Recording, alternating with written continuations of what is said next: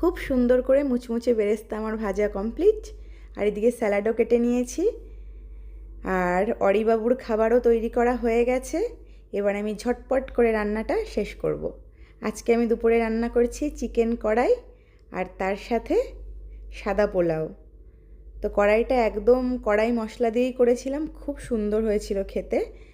আর আমি সাদা পোলাওর জন্য প্রথমে একটা কড়াইতে যে পরিমাণে আমি করব সেই পরিমাণে ঘি দিয়ে তাতে গোটা গরম মশলা আর তেজপাতা ফোড়ন দিয়ে মোটামুটি আধা ঘন্টা আগে চাল ধুয়ে রাখা, মানে চালটা ধুয়ে জল ঝরিয়ে রাখা, তো একদম ঝরঝরে হয়েই যায় চালটা। এই চালটাকে একদম সুন্দর করে ভাজতে হবে। পোলাওয়ের চাল যত ভাজা হবে সুন্দর করে, ঠিক ততটাই পোলাও ভালো হবে। আর আমি যে পরিমাণ চাল নিয়েছি তার ডাবল পরিমাণ জল এখানে। যদি আমি 2 কাপ চাল নিই সেক্ষেত্রে 4 কাপ জল, যদি 4 কাপ নিই আমি সেক্ষেত্রে 8 কাপ আমাকে নিতে হবে। 8 কাপ বাটি আপনি যেটা মানে করে নেবেন, মেপে নেবেন, ঠিক তার ডাবল। মানে আপনি যদি একটা কৌটো মেপে নেন তার ডাবল জল এতে অ্যাড করতে হবে। আর ঠিকঠাক মতো যদি জল দেওয়া হয় তাহলে পোলাও কিন্তু একদম ঝরঝরে হয়। আর সাদা পোলাওয়ের একটা মূল উপাদান বলা যায় বেরেস্তা। বেরেস্তা না দিলে কিন্তু সাদা পোলাওর টেস্ট আসে না, মানে আসে কিন্তু অতটা ভালো লাগে না খেতে। তো যখন পোলাও থেকে এরকম হালকা মানে জাল উঠতে শুরু করবে, তখন আমি এতে একটু পিঙ্ক সল্ট অ্যাড করছি আর একটু ব্রাউন সুগার দিয়ে দেব।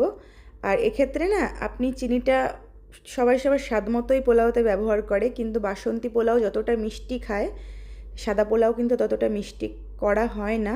আর আমাদের বাড়িতে এমনিতে পোলাও অত মিষ্টি হয় না, মোটামুটি যেটুকু দরকার হালকা সেটুকুই মিষ্টি অ্যাড করি, কারণ বেশি মিষ্টি আমাদের বাড়ি কেউ পছন্দ করে না।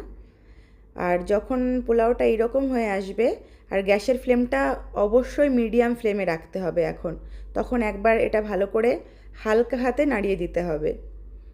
আর তাতে কিছু যার যেমন ভালো লাগে কাঁচা লঙ্কা, আমি যেমন 4-5টা দিলাম, আপনাদের যেমন আপনারা খাবেন সেরকম অ্যাড করবেন। তো কাঁচা লঙ্কা দিয়ে দিলাম। আর এখানে দেখুন আমার কড়াইটা কমপ্লিট হয়ে গেছে, চিকেন কড়াই।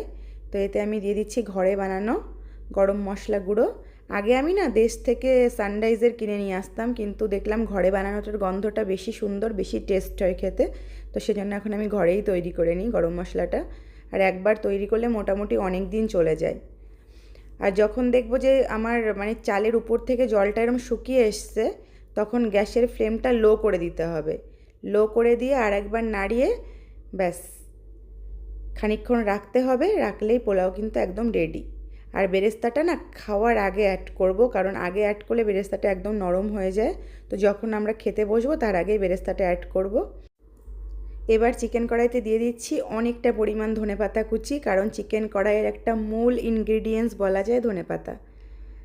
আর এই চিকেন কড়াইটাতে আমি একটু আদা বাটা, রসুন বাটা, পেঁয়াজ বাটা আর দিয়েছি গোটা গরম মশলা ফোড়ন, আর হচ্ছে কড়াই মশলা। এতে আমি কোনো এক্সট্রা জিরে গুঁড়ো, ধনে গুঁড়ো আমি অ্যাড করিনি। আর এটা পুরো কাঁচা লঙ্কার রান্না। তো দেখুন আমার পোলাও কিন্তু সুন্দর হয়ে গেছে। এবার পোলাওটা না, আর আমার গ্যাসের ফ্লেমটা এবার বন্ধই করে দেবো। আমি বন্ধ করে দিয়ে এরকম আমি একবার করে নাড়িয়ে দিয়েছি। এবার এটা খানিকক্ষণ রাখলেই মানে একদম আরও ভালো ঝরঝরা হয়ে যাবে পোলাওটা। তো আজকের খাবারটা ভীষণ ভালো হয়েছিল খেতে। আর এখন আমি লাস্টে ওর বাবার জন্য একটু রায়তা বানিয়ে নেব। তো আজকে তো আমি একদম অন্যভাবে একটা রায়তা বানাবো। আর আমার ঘরে পাতানো টক দই, এই টক দই ঘরে পাতালে টক দইয়ের টেস্টই নাকি অন্যরকম হয়। আমি যদিও খাই না, বলতে পারবো না। আর রান্না করতে করতে একটু ওনার মায়ের কথা মনে পড়েছে, চলে এসছে আমার কাছে দৌড়ে। তো একটু রায়তা বানিয়ে নেব আমি। রায়তাটা আজকে আমি দইটা ভালো করে ফেটিয়ে এতে একটু গোলমরিচ গুঁড়ো আর একটু লবণ অ্যাড করব। তারপর আমি একটা ছোট্ট ফ্রাইং প্যান দেখুন বসিয়ে দিয়েছি, এতে হালকা মানে অল্প পরিমাণে একটু সর্ষের তেল দিলাম। তাতে দেব আমি সর্ষে ফোড়ন আর কারি পাতা ফোড়ন। এই সর্ষে আর কারি পাতাটা ভালো মতো করে যখন মানে ফোড়নটা দিয়ে গন্ধ ছাড়বে, সর্ষেগুলো যখন পুড়ে আসবে, তখন এটা ওই দইয়ের মধ্যে দিয়ে একটু ভালো করে নাড়ালে চাড়ালেই ব্যাস এই রায়তাটা রেডি। এটা একটা অন্য স্টাইলের রায়তা।